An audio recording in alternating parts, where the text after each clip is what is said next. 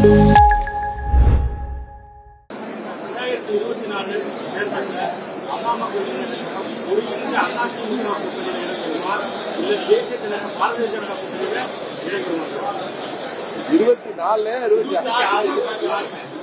நாங்க தேசிய ஜனநாயக கூட்டணியில இருக்கோம்.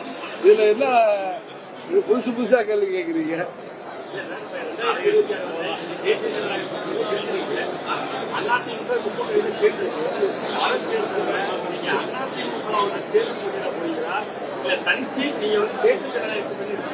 அம்மா மக்கள் முன்னேற்ற கழகம் 8 ஆண்டுகள் ஆகிறது ஆரம்பித்து.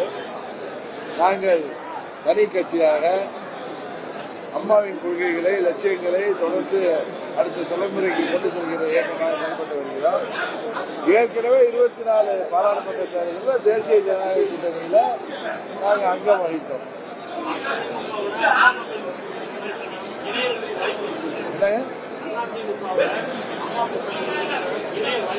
யூகத்துக்கெல்லாம் பதில் சொல்ல தேவையில்லைன்னு நினைக்கிறேன். தேசிய ஜனநாயக கூட்டணியில நீங்க எடப்பாடி தலைமையில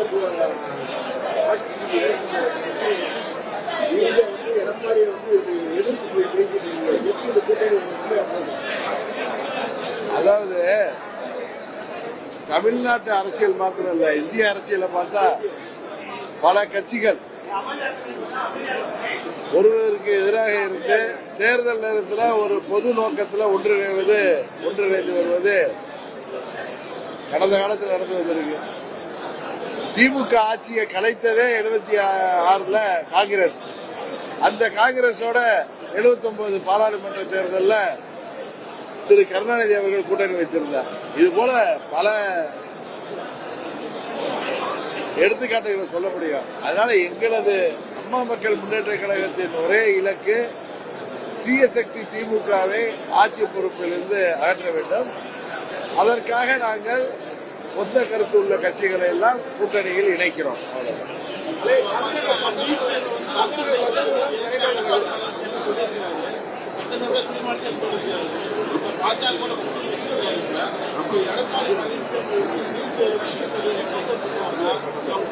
இது நீங்க அவர்கிட்ட கேட்க வேண்டிய கேள்வி. தமிழக சட்டப்பேரவையில எந்த உறுப்பினர் கேட்டாலும் சபாநாயகரே கேள்வியும் அவரே சொல்றாரு, பதிலும் அவரே சொல்றாரு. அப்ப சட்டப்பேரவை சரியா நடக்குதா? திமுக ஆட்சியில எதுவுமே சரியா நடக்கல.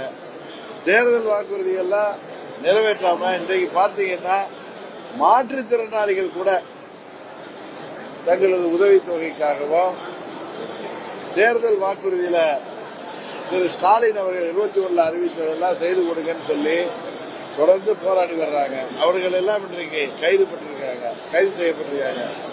இது போல அனைத்து தரப்பு மக்களுக்கும் அவர்களுக்கு தேர்தல் நேரத்தில் சொன்ன வாக்குறுதிகளை நிறைவேற்றாத இந்த மக்கள் விரோத ஆட்சியில திமுக ஆட்சியில எதுதான் சரியா நடக்கும் நம்புறீங்க நீங்க?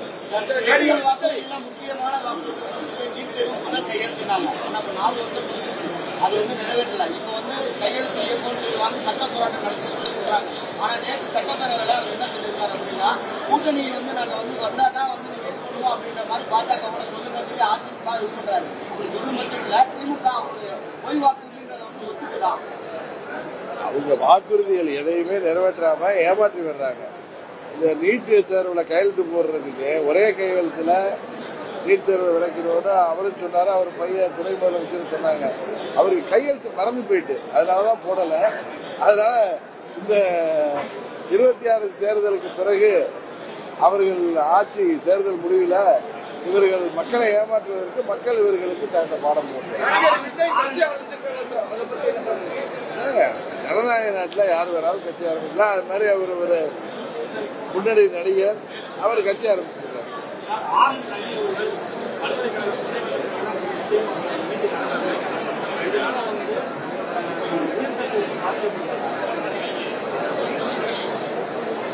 நீங்க கேட்கிற கேள்வி எனக்கு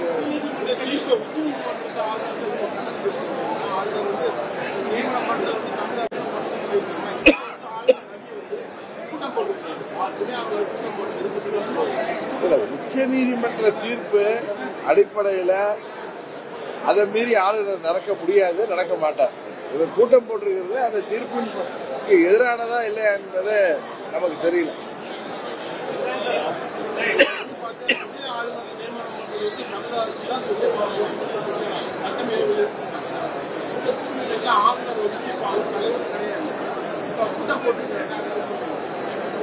அதான் சொல்றேன், உச்ச நீதிமன்ற தீர்ப்பு இது போன்ற கூட்டம் போடுவதிலிருந்து ஆளுநரை கட்டுப்படுத்திதான் இல்லையான்னு எனக்கு தெரியல. அதனால அது சம்பந்தமா நம்ம சட்ட வல்லுநர்களை விசாரித்து விட்டு தான் பதில் சொல்ல முடியும். நான் மாங்கா புளித்ததுன்னு பதில் சொல்ல முடியாது.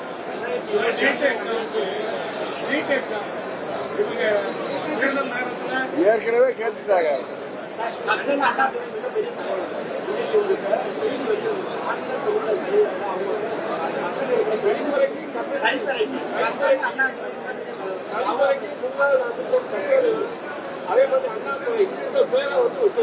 யாரு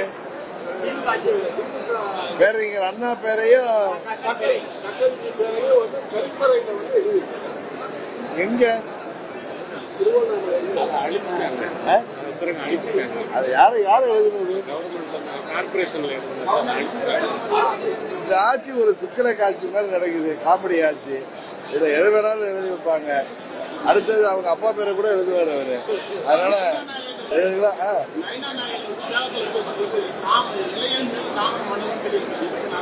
நேரத்தே நான் சொல்லியிருக்கிறேன், சொல்லியிருக்காரு ஒரு கூட்டணி அமைந்தத. படத்துல பாத்தீங்கன்னா தாமரைக்கு மேலதான் மலர் தாமரை பூ. அதனால அது ஒன்றும் இலையை அழிச்சிடுறது இல்லை. அதனால அது அவர் சொல்லியிருக்கிறது கூட தவறா எனக்கு தெரியும். இப்பதான் உச்ச நீதிமன்றத்துல வழக்கு நடக்குது. உச்ச நீதிமன்ற தீர்ப்பு வரட்டும்.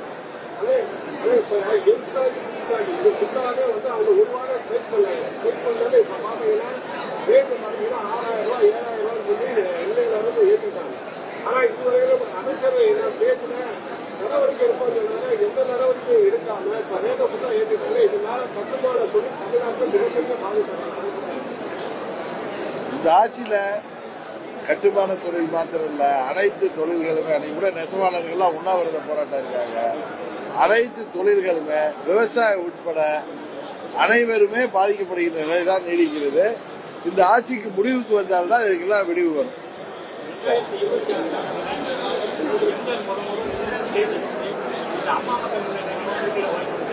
26 சட்டமன்றத்தை உறுதியாக அதுக்கு முயற்சி.